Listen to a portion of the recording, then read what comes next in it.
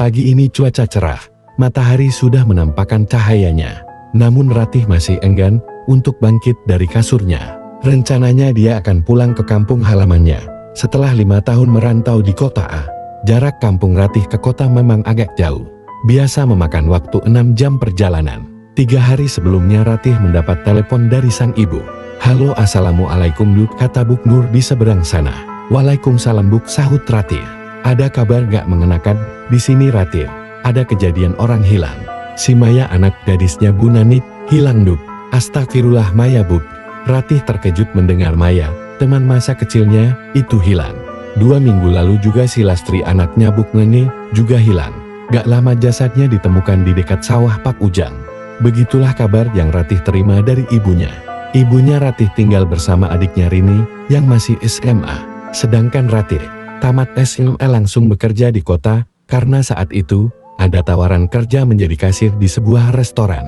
5 tahun sudah Ratih tak pulang. Hanya panggilan video dan teleponanlah yang menjadi obat rindunya pada ibu dan adiknya. Gaji Ratih yang bisa dibilang lumayan, bisa untuk membantu ibu dan adiknya di kampung.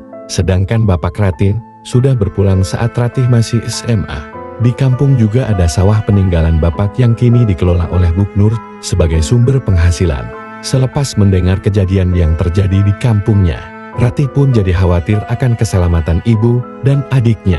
Dia memutuskan untuk pulang ke kampung dan menetap saja di kampungnya. Sebenarnya sudah lama dia rencanakan untuk kembali kampung. Mengingat tabungannya pun sudah cukup untuk membuka usaha kecil-kecilan di rumah. Pagi itu jam sudah menunjukkan pukul 8.15 menit.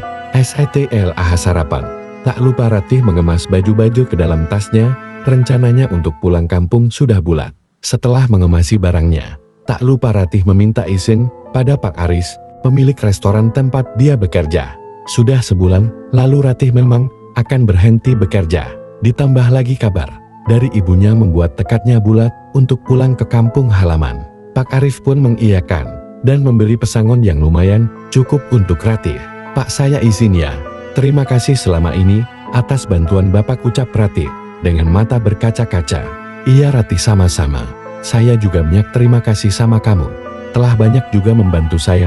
Ingat, pergunakan ilmumu sebaik mungkin ya Ratih. Jaga dirimu baik-baik," balas Pak Arif. Pak Arif adalah teman dari bapaknya Ratih, yang dulunya juga tinggal di kampung. Setelah bapak Ratih meninggal, Pak Arif merasa hibah melihat anak dari temannya itu. Itu sebabnya, setelah Ratih tamat sekolah, Pak Arif langsung menawari kerja pada Ratih. Sekalian ingin menjaga anak dari temannya itu. Selama di kota ini Ratih tinggal di tempat yang memang sudah disediakan untuk pekerja di restoran Pak Arif. Pak Arif ini seusia dengan bapaknya Ratih. Orangnya baik. Selama Ratih bekerja dengan beliau, Ratih kerap diajari ilmu tentang masakan dan juga bisnis, serta tak lupa ilmu agama dan ilmu bela diri. Karena Pak Arif berharap Ratih bisa menjaga dirinya di kota ini. Ratih dididik seperti anak sendiri oleh Pak Arif. Anak dan istri Pak Arif juga senang menerima kehadiran Ratih, karena memang mereka tak punya anak perempuan. Hanya ada satu anak laki-laki sebaya Ratih, yaitu Adan. Setelah pamit dengan Pak Arif dan Buk Ina, Ratih pun pergi ke terminal diantar Adan dengan menggunakan mobilnya. "Rah, kamu gak balik lagi?" "Emang?" tanya Adan membuka percakapan. "Kayaknya sih enggak deh, soalnya aku pengen buka usaha di kampung."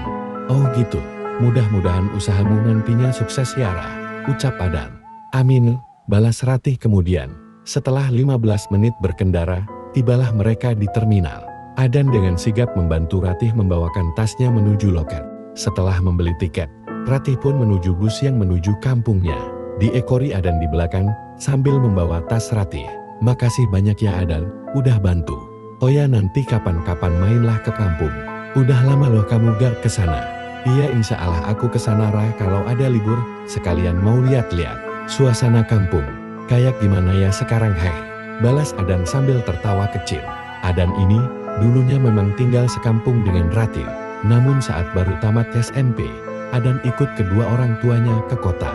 Saat nenek dari ibu Adan meninggal dan mau tak mau Pak Arif ikut meneruskan usaha restoran mertuanya itu. 10 menit berlalu, bus sudah akan berangkat. Ratih segera naik dan mengambil bangku ketiga sebelah kanan dekat jendela. Tak lupa dia melambaikan tangan pada sahabat itu. Adan pun membalas lambaian tangan Ratih. Ada rasa sedih di hatinya, mengingat antar kapan lagi dia bertemu dengan Ratih. Bus pun berlalu, meninggalkan Adan yang masih melambaikan tangannya. Jam sudah menunjukkan pukul 9.21 menit. Ratih duduk di dekat bangku sendirian. Dia sengaja memilih duduk di dekat jendela agar bisa melihat pemandangan selama perjalanan. Dia juga sengaja tidak mengabari ibu dan adiknya karena ingin memberi kejutan niatnya. 3 jam berlalu, bus itu pun sudah penuh sesak oleh penumpang. Ratih pun kini tak duduk sendiri lagi. Di sebelahnya telah duduk seorang wanita paruh baya. Ratih pun mencoba tidur agar perjalanan terasa singkat. Jam 15.40 menit bus sudah berhenti di terminal. Ratih segera bangun dan bersiap-siap turun. Dengan dibantu kenak bus yang menurunkan tasnya. Setelah sampai di terminal, Ratih celingak-celinguk mencari ojek. Alhamdulillah tak lama kemudian, ada bapak-bapak yang menghampiri sambil mengendarai sepeda motor tua dan menawarkan ojek pada Ratih. Ojek nen?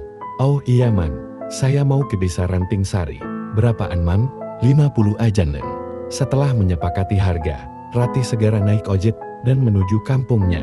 Neng pulang kampung ya? Iya man, udah 5 tahun gak pulang hei. Seharusnya jangan pulang dulu neng.